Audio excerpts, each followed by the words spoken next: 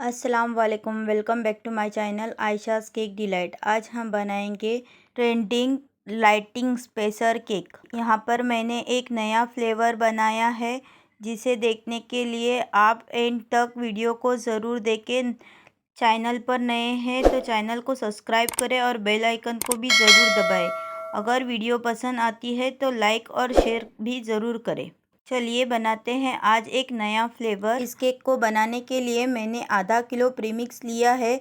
लगभग ये premix 4 cup से थोड़ा सा ही कम था, तो मैंने एक और आधा कप एक टिन में और 2 कप और 2 कप से थोड़ा सा ज़्यादा इस तरह से डिवाइड करके इन केक को बेक्स कर लिया है। बेकिंग के वीडियो अपने चैनल पर अपलोड किए हुए हैं, जिसकी लिंक मैं डिस्क्रिप्शन में ज़रूर शेयर करूँगी। आप वहां जाकर चेक कर सकते हैं कि हम केक को बेक किस तरह से करें। अब यहाँ पर हम केक का मोस्ट इम्पॉर्टेंट पार्ट की तैयारी करते हैं। जैसे कि मैंने बताया है कि आज हम एक नया फ्लेवर बनाएंगे। इसके लिए मैंने यहाँ पर तीनों कंपाउंड का यूज़ किया है, मिल्क, वाइट और डार्क। डार्क के मैंने दो बार लिए हैं, वाइट का एक और मिल्क कंपाउंड का एक। चॉकलेट कंपाउंड का एक पैक हाफ केजी का होता है, उसमें 4 बार होते हैं, इसलिए मैंने यहाँ पर वेट करके नहीं बताया है।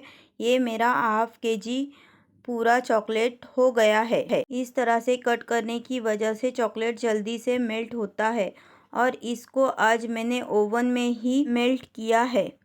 चॉकलेट मेल्ट होने के बाद मैंने इसे कप से मेजर कर लिया था, जो हमारा चॉकलेट 2 कप हो चुका था, इसलिए मैंने यहाँ पर 1 कप व्हिपिंग क्रीम का इस्तेमाल किया है। मेल्टेड चॉकलेट में हम जब भी क्रीम मिक्स करते हैं तो चॉकलेट कर्डल होता है, तो हमें डरने की कोई भी ज़रूरत नहीं होती। इसे मैंने फिर से 5 मिनट के लिए ओटीजी में मेल्ट कर लिया है। इस तरह से गनाश को या ट्रफल को छानने की वजह से इस तरह के जो चॉकलेट के क्रम्बल्स होते हैं वो फिनिशिंग में हमें डिस्टर्ब नहीं करते हैं। आप यहाँ पर देख सकते हैं कितनी अच्छी तरह से हमारा ट्रफल रेडी हो चुका है। इसे इस्तेमाल करने के लिए हमें 2 घंटा फ्रिज में सेट करने के लिए रखना होगा। अब मैं यहाँ पर केक सोक करने के लिए दूध रेडी कर रही हूँ। इस तरह से दूध को रेडी करें। इस तरह से करने से हमारा चॉकलेट वेस्ट नहीं जाता। और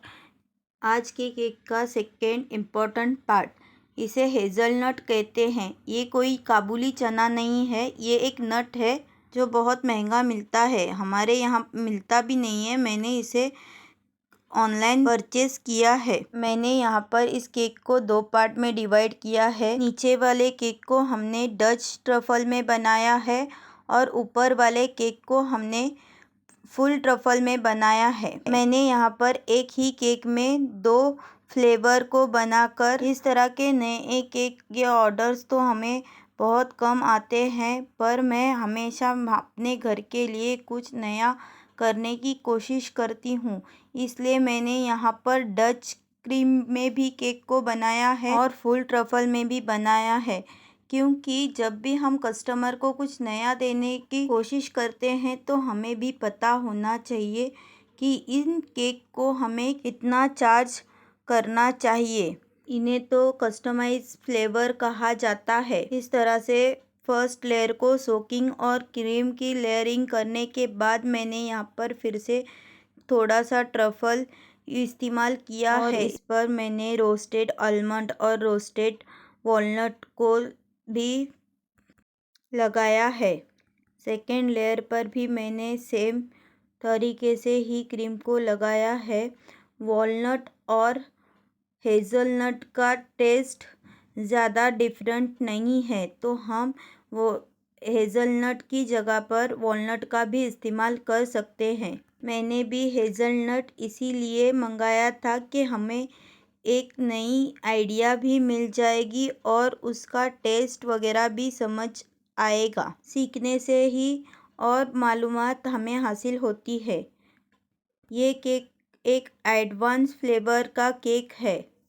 इस तरह से इस लास्ट लेयर को करने के बाद हमारा जो नीचे लगाने वाला केक है वो क्रम कोट करके रेडी हो चुका है। अब इसके बाद हम छोटे केक की तैयारी करेंगे। छोटी केक को रेडी करने के लिए मैंने यहाँ पर इस तरह से उसे 3 लेयर्स में कट कर लिया है। एक लेयर को मैंने सोक कर लिया है। रोस्टेड वॉलनट, आलमंड्स और हेज़लनट को भी रेडी कर लिया है। इस तरह से मैंने बची हुई ट्रफल को बीट कर लिया है। बीट करने की वजह से ट्रफल अच्छे तरह से स्प्रेड होता है। आप यहाँ पर देख सकते हैं कि अब हमारा ट्रफल कितनी आसानी से केक पर स्प्रेड हो रहा है। मोस्टली मैं इसी तरह से ट्रफल को बीट करके ही लगाती हूँ, जिसकी वजह से केक को भी अच्छी हाइट मिल जाती है। अब मैं यहाँ पर हेज़लनट को स्प्रेड कर रही हूँ और बादाम और वॉलनट को भी। सेम प्रोसेस से हम बाकी के लेयर्स को भी अरेंज करेंगे। फुल ट्रफल से कोट करने के बाद मैंने यहाँ पर क्रम कोट के लिए थोड़ी सी डच क्रीम को भी लगाया है। इस वजह से फाइनल फिनिशिंग की जब हम वाइट क्रीम को लगाते हैं तो हमारी अंदर की जो ट्रफल क्रीम होती है वो क्रीम वाइट क्रीम में मिक्स नहीं होती। जैसे कि मैं हमेशा अपने वीडियोस में बताती हूँ कि मैं वाइट क्रीम जब फिनिशिंग के लिए लेती हूँ तो बहुत ही कम क्रीम का इस्तेमाल करती हूँ। फिनिशिंग की क्रीम लगाने के बाद मैंने इसे उठाकर राउंड बेस पर शिफ्ट कर दिया है। अब यहाँ पर मैं शार्प एजेस आने तक मैंने इस केक को फिनिशिंग कर दी है। ज़्यादा कुछ भी नहीं होता। जब भी हम इस तरह के वेडिंग केक या एनिवर्सरी केक करते हैं तो इसे ज़्यादा डेकोरेशन की ज़रूरत नहीं होती, सिर्फ शार्प एजेस आना ज़रूरी होते हैं। इसी तरह से फिनिशिंग करने के बाद मैंने पाइपिंग बैग में थोड़ी सी क्रीम को लेकर हाथ पर थोड़ा रब कर लिया है, जिससे वो हाथ की हीट की वजह से थोड़ी मेल्ट होती है और इस तरह के जो डॉट्स देकर हम पर्ल डिज़ाइन को बनाते हैं वो एक अच्छी तरह से हमें मिल जाती है। और हम यहाँ एक ही स्ट्रोक में प्रेशर देते हुए इन पर्ल्स को तैयार करें। ये होने के बाद हम यहाँ पर सिल्वर स्प्रे को डस्ट करेंगे, जिससे ये पर्ल और भी बहुत खूबसूरत लगते हैं। एक बाउल में मैंने यहाँ पर ऑयल में डस्ट को डाइल्यूट कर लिया है और इस तरह से ब्रश पर उंगली को मारकर इस तरह से ये इफ़ेक्ट दिया है, जिसे हम टिचकी भी कहते हैं। इस तरह से ऊपर वाले केक की फिनिशिंग होने के बाद हमने यहाँ पर नीचे वाले केक को भी वाइट क्रीम से अच्छी तरह शार्प एजेस आने तक फिनिशिंग दी है। फिनिशिंग देने के बाद मैंने कुछ टूथपिक्स को भी इसमें इंसर्ट कर लिया है। अब बारी है सबसे मोस्ट इम्पॉर्टेंट पार्ट की, जिसमें हम स्पेसर केक को फेरी लाइट के साथ इस तरह से रेडी करेंगे। इस स्पेसर को मैंने 600 में परचेज़ किया है।